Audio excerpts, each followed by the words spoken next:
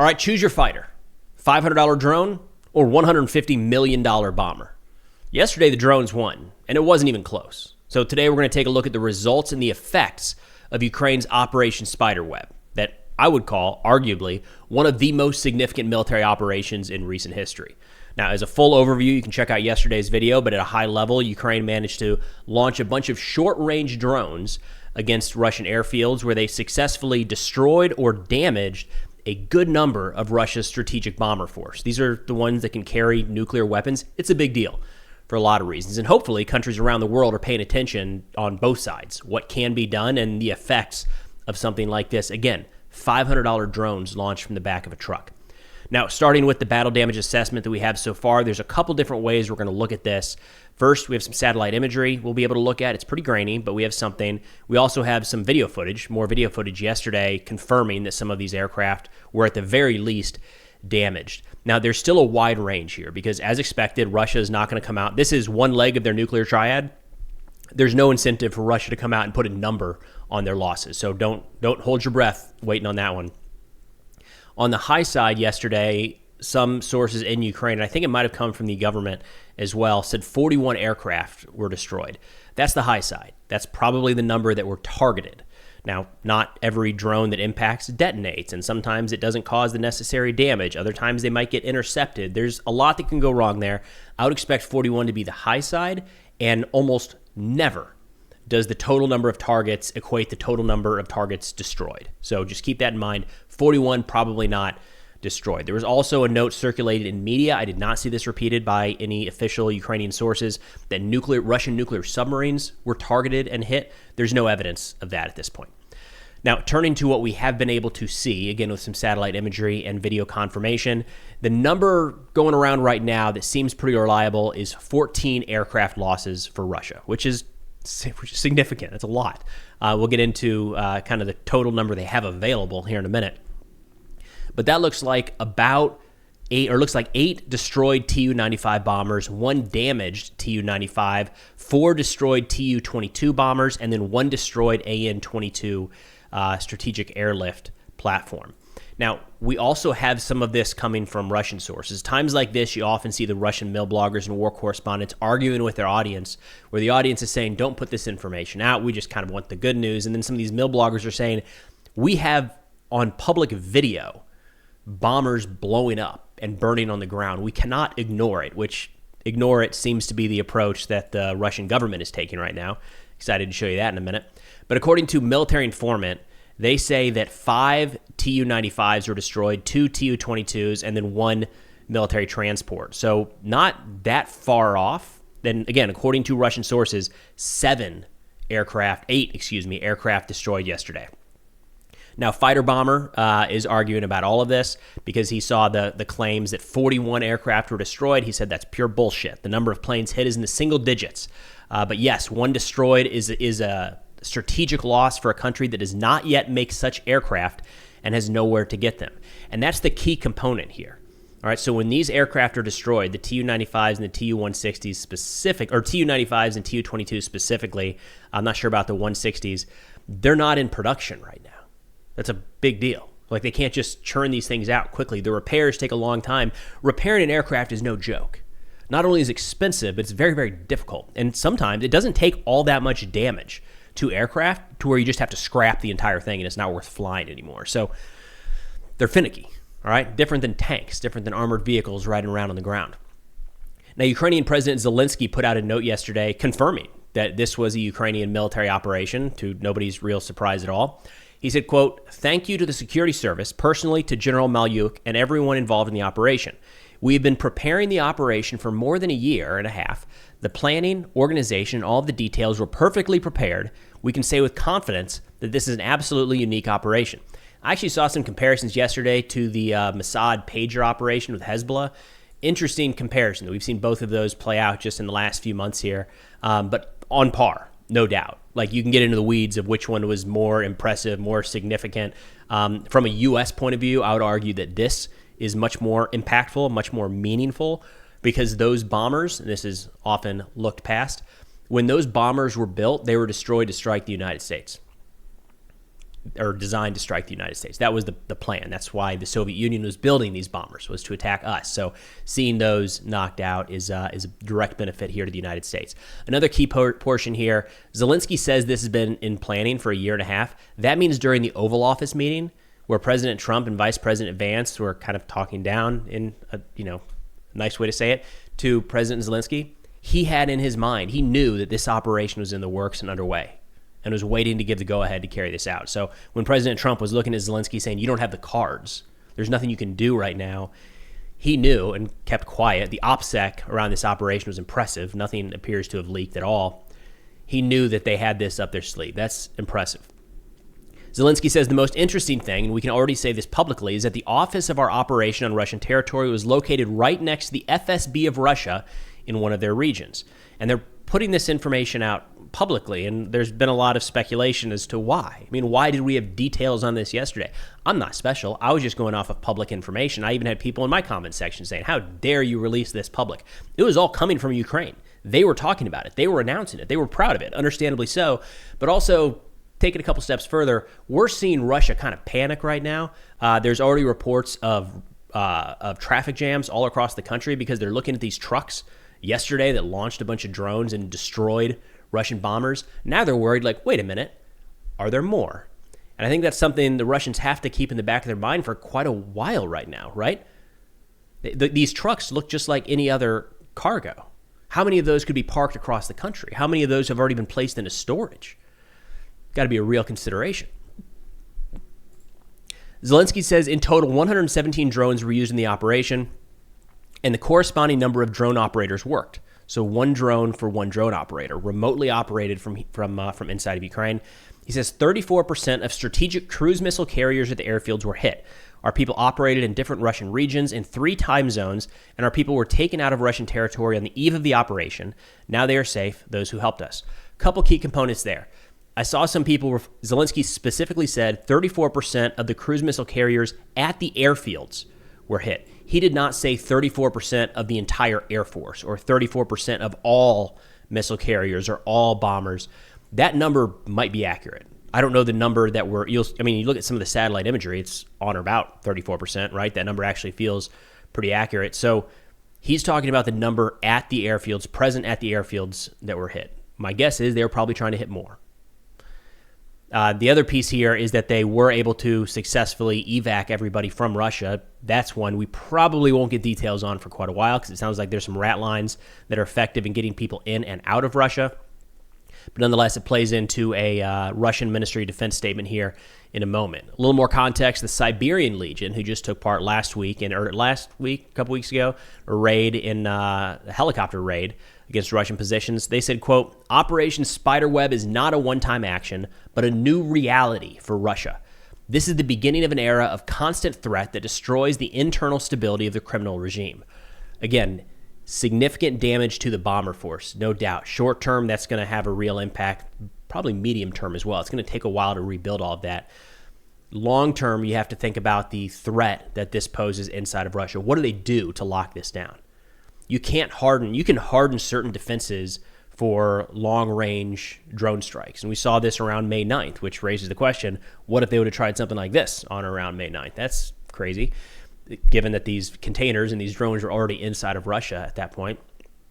You can harden facilities with surface-to-air missiles or surface-to-air weapon systems that can shoot down drones, especially the slow-moving ones. Russia just plain does not have, to be fair, we don't have in the United States the setup right now to effectively defend every military target across the country or strategically important target across the country from something like this. It's got to be eye-opening. There's probably a few people that didn't get a lot of sleep last night in Russia, and that's going to continue for quite a while here. Now, an interesting segment here was, did the United States know? And mixed reports here. Right out the gate, I think it was Axios, came out and said the White House knew. Zelensky told the White House before they carried this out. That was later amended, and they said the White House did not know. Now, could be a typo. Just one little word there with a lot of difference in meaning. I wouldn't read too much into that one way or the other. It would have been strange if the United States had been notified ahead of time. That's just the trend that we've been seeing with Ukraine in the last year plus. So when Ukraine kicked off their operation into Kursk last August, they did not tell the United States. And there's a couple different reasons for this. One is there's concern that there's leakers inside the U.S., and we saw that as Ukraine was putting together their summer counteroffensive. The location of units, way too much information came out that no military would be comfortable with that. And it seemed like, from the outside looking in, that we weren't quite as careful with that information as we would be with our own military plans.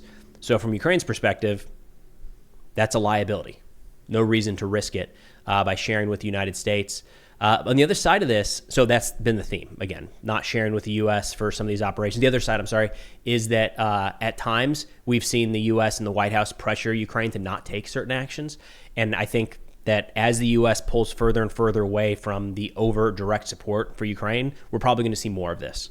Where it's like, well, that's not what the U.S. wanted you to do. And they're going to say, okay, and just kind of continue to carry out the war in the way that they see best fit to bring about an end on their terms. It'll be interesting to see. I have not seen anything from President Trump or senior U.S. officials talking about this quite yet. Some unofficial figures, livid, frustrated, worried about World War III and nuclear strikes and all that stuff. But in terms of the White House, the Pentagon, State Department, I haven't seen any statements at all. So it will be interesting. We'll keep an eye on that, what the official U.S. response is to this. Now, I mentioned yesterday, it actually pulled in some pretty significant donations, but we have a fundraiser going on right now to pick up some unmanned ground vehicles, thermal recon drones, and power generation for the Ukrainian 3rd Assault Brigade and the 13th Hartia Brigade. You guys are awesome. It is always so incredibly humbling to see your generosity. This one is being run through Ukraine Aid Operations. I'll play a quick video here in a second to show you some of these guys, but we're at 45,000 out of 50,000 raised. We're probably going to hit that soon. Might have to increase the number because we didn't expect this incredible outpouring of support. This is a registered 501c3 nonprofit, solid organization, very transparent. We know exactly where the funds are going and how they're being utilized. So if interested and able to contribute, please see the link in the description below. Thank you so much for your generosity. We'll go ahead and play a quick clip from the guys over there talking about this fundraiser. Слава Україні! Героям слава! Ми, бійці 3-ї окремої штурмової бригади 2-го механізованого батальйону, звертаємося за допомогою до Престона Стюарта та його громади у придбанні дрону Матріс 4T, завдяки якому ми будемо нищити ворогів і вдень, і вночі. Слава нації! Смерть ворогам! All right, but let's go ahead and shift into some of the tactics, the updates that we've got in the last 24 hours. United 24 is reporting that last year, Ukrainian intelligence trained artificial intelligence to recognize real Russian bombers and execute automatic dive attack algorithms. I'm kind of mixed on this right now. So the rumors coming out is that they were using aircraft that were parked in some museum spaces, like exhibits outside, and they used those to train AI to say this is where, not only this is a plane, but this is where you attack on the plane, which is another interesting note here. Military informant, Russian mil blogger here, said the drones hit precisely the underwing pylons of the Tu-95s where the KH-101 cruise missiles are suspended. The fuel tank is also located there. The enemy clearly assumed that the aircraft were to be equipped for a combat sortie. So they weren't just hitting the planes. And this is an adaptation we've seen from both sides throughout this war. But when the first drones came online, you really just saw them like hit the tank wherever you can hit the tank. That has changed over time to finding weak points in the armor or flying underneath the cover. We're seeing the FP or the wire-guided drones fly into structures or into open doors on vehicles, lie in wait until a soldier gets out, doors open, FPV drone goes in. Don't have to worry as much about the armor then. And in this case as well, you've only got one shot to take out some of these bombers. It doesn't do any good to hit some component on the aircraft that's easily replaced or doesn't lead to a total loss. So it looks like a part of this, going back to the AI training, was teaching the aircraft exactly where to strike and the drones exactly where to strike and to zero in on that portion of the bomber. This is a little bit at odds with, we're kind of getting mixed information here, and my guess is there's probably a combination of both of these. But on the one hand, we're hearing that these were individual pilots, which is backed up by the fact that when you look at the launches out of the back of the truck, it's one at a time. If this was completely AI driven, they could have come out at a much faster pace or multiple coming out at once. So and that would be harder for Russia to shoot down, harder for them to deal with. But when you're talking about one pilot after another, it's probably a little more staggered, and that's what we saw. So maybe AI-assisted targeting is a good way to put that. Now, shifting into the responses, we got some interesting ones here, starting with the Russian Ministry of Defense. It took them a while. Eventually, they did speak out talking about this. They referred to it as a terrorist attack. They said, today, the Kyiv regime carried out a terrorist attack using FPV drones against airfields in the Murmansk, Irkutsk, Ivanovo, and Ryazan and Amur regions. Military airfields at 3 of those regions, all of them were repelled. Several units of aircraft caught fire. The fires have all been extinguished. There were no casualties among military personnel or civilians. Some of the participants have been detained. This doesn't line up exactly with what we're seeing or hearing elsewhere. There's been no real indication at this point that anyone was detained. I've seen some names thrown out there of people that may have been involved. But it doesn't, some Russian drivers, actually. It sounds like they have no idea what was happening, and all of a sudden their truck popped open and drones started flying out. So maybe they've been detained, but it's not given Russia a whole lot. And then saying that at 3 air bases, all of the drones were successfully intercepted, I have a hard time with that. And the reason is these FPV drones flying very low, very fast are hard for the larger air defense systems to effectively destroy. You need man pads, you need shotguns, you need drone nets. Those aren't in place. Those aren't in use at some of these airfields further back from the front. So maybe not all of the drones struck home. Maybe not all of them effectively destroyed their targets. Maybe some of them went offline and flew in the wrong direction or something like that. But I'd have a hard time believing that 3 airfields were 100% effective in defending against these drones. That'd be surprising. Now, I do want to shift over to TASS, Russian media here, to show you something. I'm just going to scroll on their website because I feel like this is probably the best way to show you. So today, I'm going to go ahead and refresh it. This is major Russian media here. Refreshed. All right. So they don't mention it at all, which is weird, right? Russia strikes Ukrainian UAV assembly workshops. We got the ceasefire. This is, again, maybe one of the biggest military operations, most significant military operations in recent history. I would say definitely since this war began. And there's no even mention on one of Russia's main media sources. That's weird, but it kind of gives you an idea that maybe what Russia is trying to do here is to kind of bury this a little bit. And that gets into some of the responses that are all over the map. So the reason I say it's weird that it's not being covered is Russia has an estimated 60 Tu-95s, 6-0. Going off of the Russian numbers, 5 of those were destroyed. They have an estimated 27 Tu-22s in operation. Off of Russian numbers, 2 of those were destroyed. You know, you're talking about, 5 to 10%. I'm not going to risk doing math on camera here, but 5, 6, 7% of each one of those eliminated in one strike. That doesn't even get a mention in the national news. Come on, that's crazy. Now, turning to some of the mill bloggers here talking about this, it's still kind of all over the map. We have some that are saying it's not a big deal. Don't worry about it, guys. This, which is kind of the approach TASS is taking, right? Just don't talk about it. It's not even worth talking about. All the way over to, again, nuclear war. Two Majors says, quote, the enemy has carried out a serious operation, and its consequences allow us to once again emphasize the need for reform of the entire security bloc. Otherwise, the war will last not 4 years, but 44.